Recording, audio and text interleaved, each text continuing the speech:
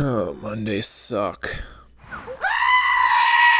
What's going on, you guys? TBR here, back yet again with another King of Fighters All-Star video. And as I'm sure you're all painfully aware, it's Monday. I hope you all enjoyed your weekends, but as per tradition here on the channel, we will be revisiting the weekly subscriber Q&A where we highlight some questions and comments from around our various socials. But first, if you're new here, make sure you smash that like button and subscribe because we do daily King of Fighters content here on the channel. And let's go ahead and get into this week's weekly subscriber Q&A. Before we get into this week's comments and questions, there is one thing I did want to bring to you guys' attention, which I'm sure a lot of you probably saw over the weekend, but I wanted to highlight it here as it is going to be a bit of an add-on to Saturday's Saturday Chat and Chill. But as you guys may have been aware, if you did check out that video, we did talk about some new data mines pertaining to the Epic Quest Chapter 2 update, and shows you guys a couple of the bosses that are going to be available in there, and hopefully as playable characters as well down the road whenever we get to that point.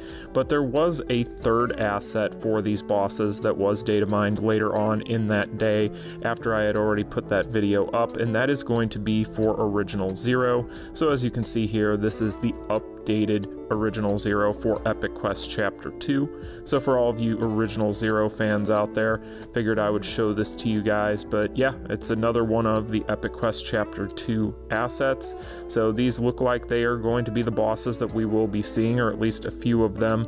Maybe we'll see more. Doubt it. It's probably going to be these three, but you never know. But pretty cool stuff overall, and I do prefer these designs to those kind of wonky ones that we had in the data for a long time there. But anyway, guys, I figured I would go ahead and show those to you. So let's go ahead and get into this week's comments and questions. And the first comment we have today comes our way from U2, who says, I think why this game is still alive is because of Immortal Dungeons. I hope that they bring next level Immortals that will give special stones when we reach 500 million. So the reason why I wanted to highlight this comment here, and thank you for the comment, U2, as always, but the reason I wanted to highlight this one is because there's actually a couple of things that I had been thinking about as it pertains to Immortals that I wanted to talk about here. So first things first, I don't necessarily agree that Immortals are the reason why the game is still alive, although I do think that they are a PvE dungeon that a lot of people really like, and I really would like to see them add on to this. A couple of things here is I really want them to add in at least a Starlight Immortal in the near future. Now, we have had assets in the data for quite a while now when it comes to some of these other bosses that we could potentially see as Immortals. There were quite a few around the original time that these things had been started up in the first place that just have not been used yet. So that's that. I really need to see some more Immortals in this game. I think all of us would be really happy to see that. But with that being said, if they are going to continue to add more Immortals, which by all rights I think everybody hopes that they do, one of the things that they're really going to have to reassess is whether or not they want to continue having these characters on rotations as opposed to just allowing us to play through them. Now, something I had been thinking about, and this had stemmed from a conversation that I had on the Discord pertaining to why it still is a little bit difficult or tough for people to be able to grind or get hammers reliably. And I think that one of the ways that they could solve this, while at the same time solving the issue of continuing to add more Immortals and extending out that rotation schedule just that much more, is just by allowing us to use all of the Immortals on a weekly basis and maybe cap it at about 3 uses per week, kind of like they do with the team relays. I think that that would be a really good way of helping solve part of the issue when it comes to being able to get a lot of these hammers. And when it comes to the stones, I don't think that we need to be gating those behind this anymore, because at the time that they had done these rotations with these Immortals originally, it was a situation where they were still trying to gate a lot of those gold R stones for a lot of people.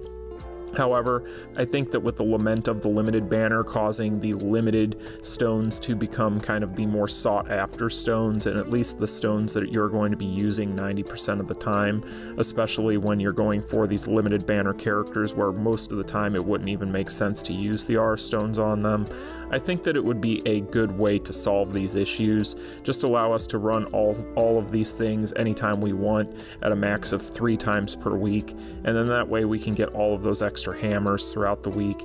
But I think that that would be something that would be beneficial and something they should probably consider. But I really do agree with the sentiment that they do need to add more Immortals. At least give us that damn Starlight Immortal already. I think we're all ready for that. But thank you for the comment, you two. I appreciate it. And our next comment comes our way from Cooler Brad, who says, I'm happy they don't want to push Awakening 2.0. Absolute War buffs and Card Awakening seem like they are a better bet. Thank you for the comment, Cooler Brad, and I 100% agree with the sentiment, of course. I don't think anybody really wants to see Awakening level 10 be a thing, and I think that Netmarble themselves are trying to find every way that they can to give us ways to raise our CP without having to resort to that. I don't think that that is something that is feasible, at least with the lament of limited banners being the way that they are at this point. It just wouldn't really make any business sense for them to do it, because I think that they realize that most people couldn't make that sustainably work. So in the end, I don't necessarily think that that is something we have to worry about, at least in the short term.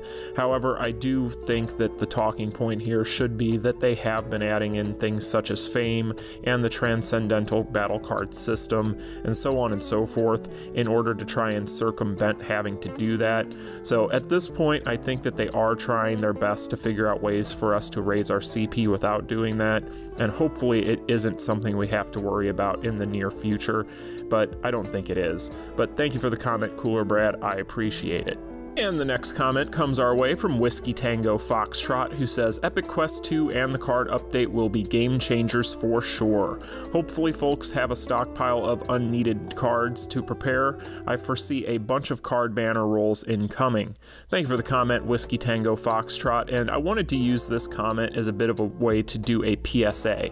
And the reason for that is because I think everybody really should, with us expecting the Transcendental Battle Card system over the course of the next couple of weeks, be saving all of their unneeded 5-star, 6-star cards as much as they humanly can. So if you have a bunch of cards laying around in your inbox, or you just have a bunch of useless cards that you are waiting to combine and hopefully get maybe some of those exclusive cards through the combination system, I would hold off on doing so and instead wait for us to see what the Transcendental Battle Card system looks like, because if you do not, you may end up kicking yourselves. So right now, my advice to you guys, make sure you stockpile as many of those things as humanly possible, and then wait and see what happens with that system, because in all likelihood, you're probably going to want to have those grade cards, at least those high grade cards, to try and awaken your cards whenever that comes around here. But that is just something I wanted to throw in here for all of you guys who may not have gotten the memo. But thank you for the comment, Whiskey Tango Foxtrot, as always, and on to the next one. And the next comment is going to be from Francis Espina, who says, honestly, they should buff most Fest fighters who have been majorly shelved with the continuous releases of Boss Syndrome and Special Signature banners, as well as the Dead or Alive collaboration.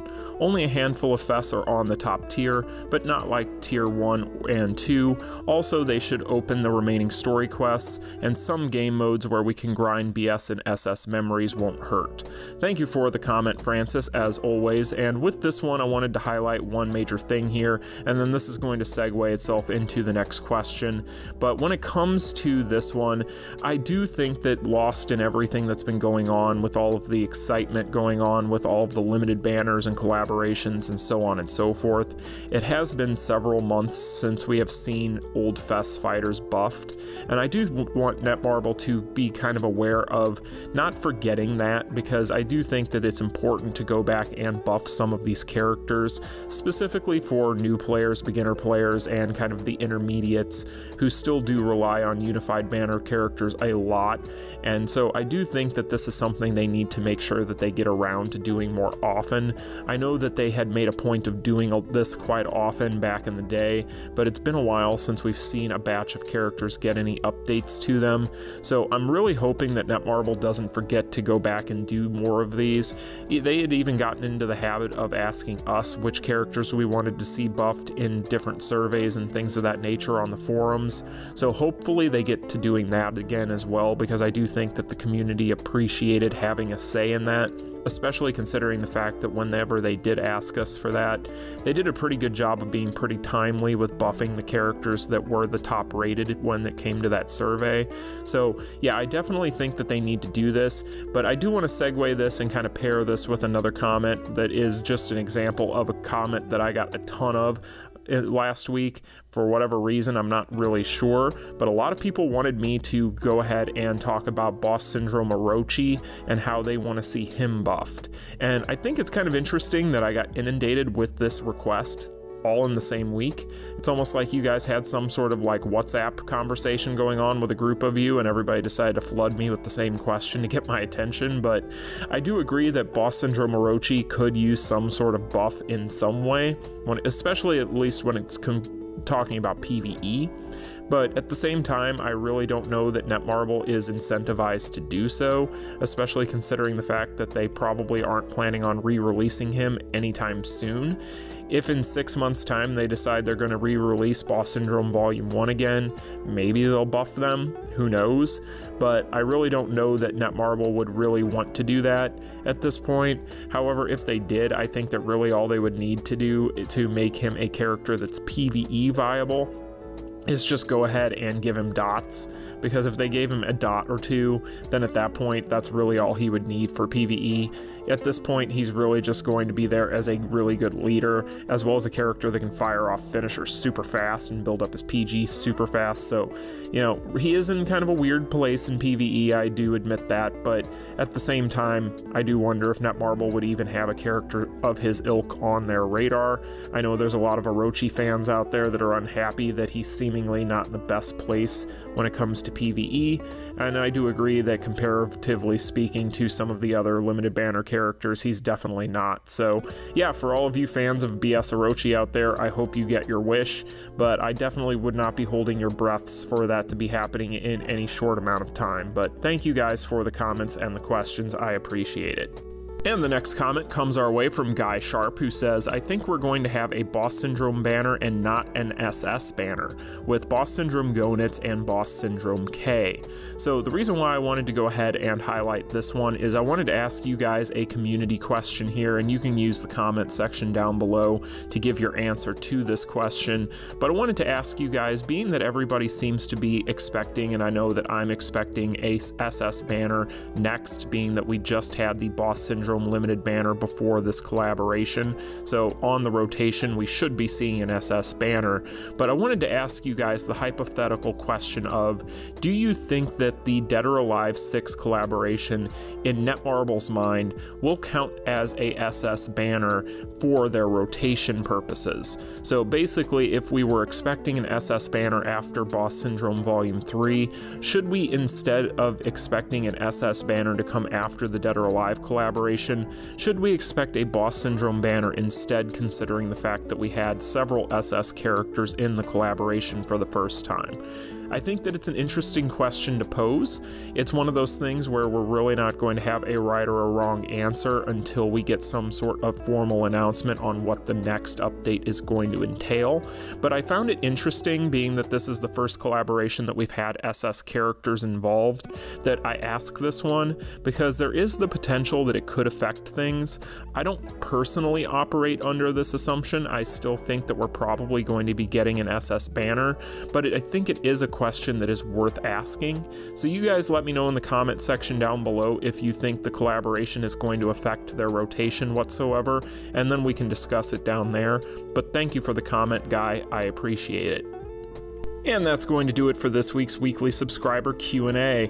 For all of you guys out there that left comments and questions over the course of the past week, I appreciate each and every single one of you, and big shout out to everybody whose comments and questions were featured this week here on the channel. If you would like your comment or question featured here on the channel, then go ahead and leave a comment in the comment section down below. I am pretty good about reading all of my comments, or at least try to, so you can go ahead and leave your questions down below, and who knows, maybe next week I will feature your comment here on the channel. And before we go ahead and end today's video, I do want to throw something in here at the end just as a bit of an Easter egg for all of you guys, because I thought that this was hilarious, and I found this over the weekend by accident looking for something completely unrelated. But Amazon has this listing here, and this is one of those arcade game consoles that you can plug into your TV and play. It has a bunch of games that are on it, and it's all going to be just emulators and things of that nature. But anyway, when it comes to this thing, it is using Orochi Shermie and, more importantly, the King of Fighters All-Star as its promo for this listing. So I thought that this was pretty interesting. Of course, if you look through the listing, this has nothing to do with the King of Fighters All-Star whatsoever. I mean, I don't even think that this thing has the capability of playing mobile games, although that would be pretty interesting, I guess, if it could.